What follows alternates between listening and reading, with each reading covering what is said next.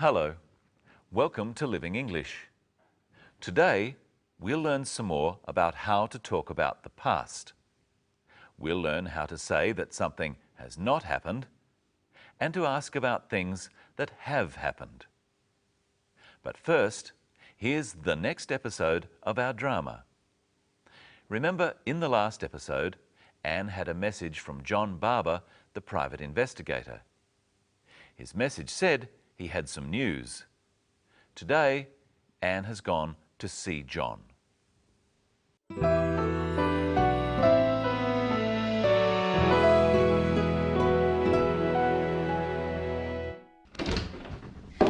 Have you found my brother? Not yet. No. Not quite. But I have found something. What is it? I went to the university. You said he was a student. I spoke to his professor, the head of the course he studied. And what did he say? Does he know what happened? Well, no, not exactly. He didn't know where your brother went. But he told me David had left the university. He stopped going to lectures. When did he stop? Oh, about a year ago. He didn't tell anyone, but he left a letter with the professor. A letter? Have you got it? Where is it? The professor has it. He wouldn't give it to me because it was addressed to you. He left his card. I'll go and see him. Thank you. Oh, I found out something else. Yes? Your brother had a girlfriend. Really? You didn't tell me. Who is she? Well, I don't know yet, but I'm sure I can find her. We're closing in, Miss Lee. Fear not. Thank you.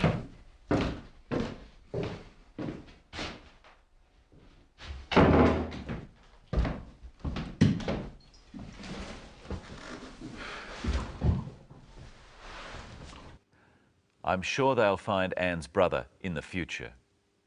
Today, we're going to talk about the past. To talk about the past, we use words of action called verbs.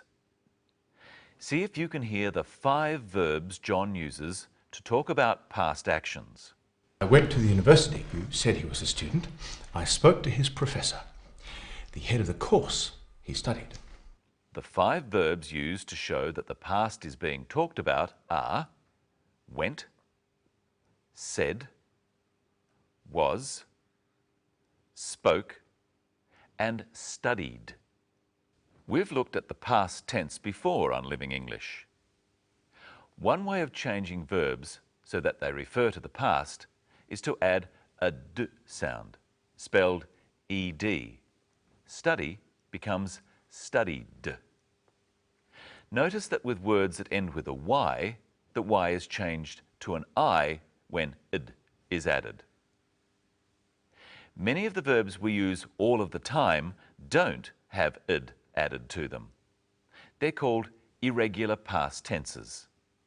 See if you can hear one in this clip. I spoke to his professor. Spoke. I'm speaking to you now, and I spoke to you before about irregular past tenses. Practice saying it with the clip. I spoke to his professor. Some irregular verbs have a past tense that is very different from the present tense, such as the verb go. To talk about the future, we say that we will go somewhere. And to talk about now, we say that we are going somewhere. What do we say about the past? Listen. I went to the university. John went to the university. The past tense of go is went. Now listen for the past tense of say. Said he was a student. Said is the past tense of say. There are other ways of talking about the past where the verb doesn't change. Listen to Anne asking about the past without using the past tense of say. And what did he say? She uses the word did. What did he say? Did is the past tense of do. Did is a type of verb that's used with other verbs. In questions such as, what did he say? The word did is used to ask about the past with another verb such as say. But we don't use the past tense of that verb. We say, what did he say? Not, what did he said? What did he say? Let's try guessing the questions to some answers. If he went to the university is the answer, the question is, where did he go? Okay, what's the question for this? He said nothing. What did he say? He went that way. Where did he go? She studied drama. What did she study? Now listen to the past tense of stopped change to stop in the same way when Anne uses did in a question. He stopped going to lectures. When did he stop? Try saying it with them.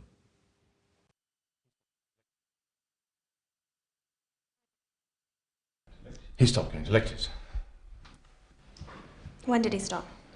Stopped is the past tense of stop. But in a question about the past, we use did with stop. When did he stop?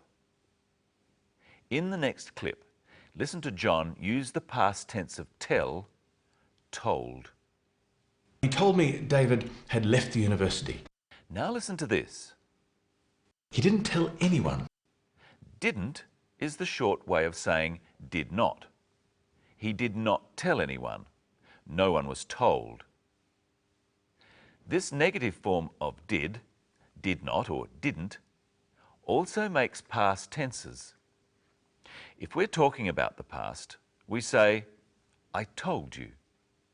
But the negative is, I did not tell you. Both of these phrases are talking about the past. Did not or didn't is like ed on the end of verbs or irregular past tense forms such as told. I told you. I didn't tell you. Now you try some. I said it. I didn't say it. I went away. I didn't go away. I studied drama. I didn't study drama. Try saying didn't tell with John. He didn't tell anyone. Now listen to Anne using didn't when talking about the past. Your brother had a girlfriend. Really? You didn't tell me. It's time to say hello to Michelle. Hello, Michelle. Hello, Brenton. Hello, everyone. Today, we're going to look at words such as didn't, that are really two words said together very quickly. These words are called contractions. Listen carefully to what John says when Anne asks him who her brother's girlfriend is. Well, I don't know yet, but I'm sure I can find her. There were two contractions in that clip. What were they, Brenton? Don't and I'm. Don't is short for do not, and I'm is the contraction of I am. Let's listen in the next clip for the contraction of did not. He didn't know where your brother went. What's the contraction of did not? Didn't. Try saying it with the clip.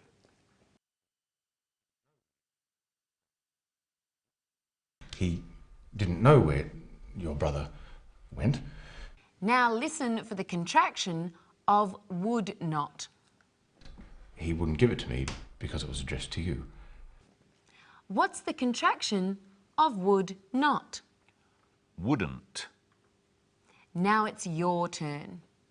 What's the contraction of could not?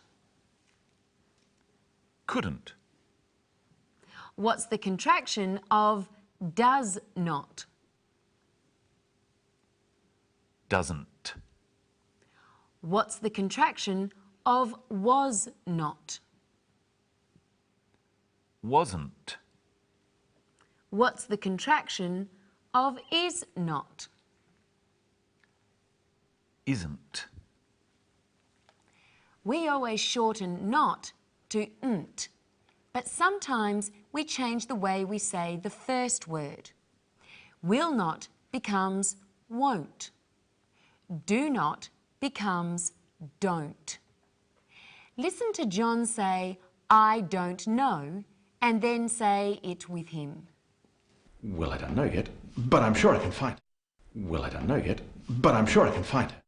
You've probably noticed that these contractions have apostrophes.